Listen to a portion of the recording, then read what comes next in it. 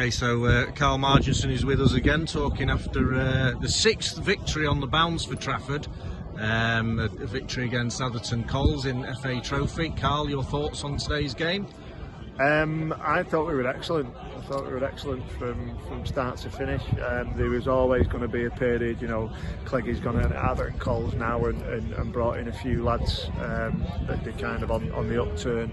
I think I put it in my programme notes. I watched them the other night beat West Didsbury and Chorlton at West Didsbury and Chorlton and come back from 2-0 down to win it on penalties, and they won on penalties in the last round of this cup. So that suggests that the team's got a great deal of spirit and fight in them. I thought we started really well. Fantastic run from Demola to get a penalty, or ended up in it with a penalty, and then the courage to step up and take it himself.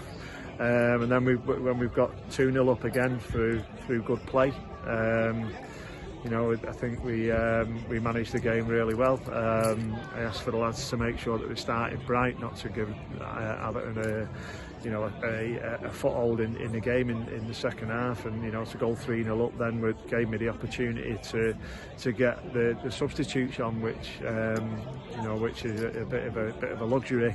When that happened, there was a little bit in change in momentum kind of thing. Atherton had made substitutions, and like I say, they've got a good side, good players. So it was always going to be a little bit of a period where we might have to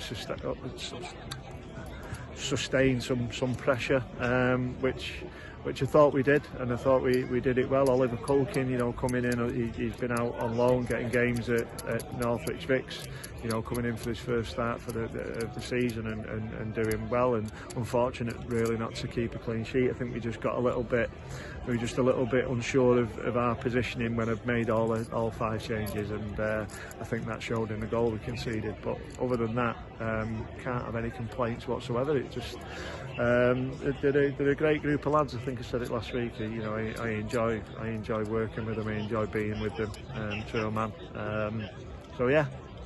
Just rewind to the substitutes. I think Collieries came out after the break and they went for it. They got a couple of corners, a shot just over the bar in the first couple of minutes, and you made 3 substitutions, and then we scored. We went 3-0 yeah, up. It was a bit of a genius substitution. Well, it was stroke, nothing to do with anything that I've done there. It was all about, the reason for it is these lads have been patient. They've been sat on the bench. Glenn Matthews been out getting game time at Daisy Hill.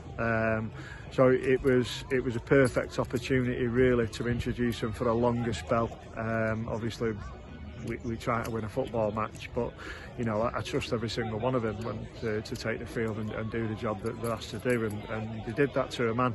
Riley Smith up front, who's come in, and I thought was a real handful, and really, what we've seen in training, and then to produce the goal that he produced as well. It's a special mention for Riley. But as a team, as you know, I try to focus on the group, and it's a good place to be, and that's important. It's important that we come to things that we do in our lives. We take time out and we make sure that we spend that time having a good time. Yeah, I mean, you talk about the spirit in the group. Obviously, victories boosts the spirit and everything. I think something we talked about in the podcast recently was the players that are on the bench are all focused, and sometimes in a squad of players, people who are not in the team start to grumble a little bit, upset the atmosphere. There's absolutely no sign of that amongst this group. No, and that I think that's testament to the players. That they've got the mindset that they're honest enough that when the team's doing well, they're supportive of that. It makes my job easier, obviously. I have had instances where players can be disruptive and stuff like that over the God knows how many years I've been doing this job. But all they show then is that they're not really the type of people that they haven't learned that yet, possibly, and they're not the type of people that are going to contribute to a group of players who are looking to do the best they can. Mm-hmm. Right, you've just mentioned that you've got piri chicken waiting for you, so I won't keep you any longer. Cheers for the chat, and we'll see you at the next one. Top one. Cheers, Margy. Thanks, mate.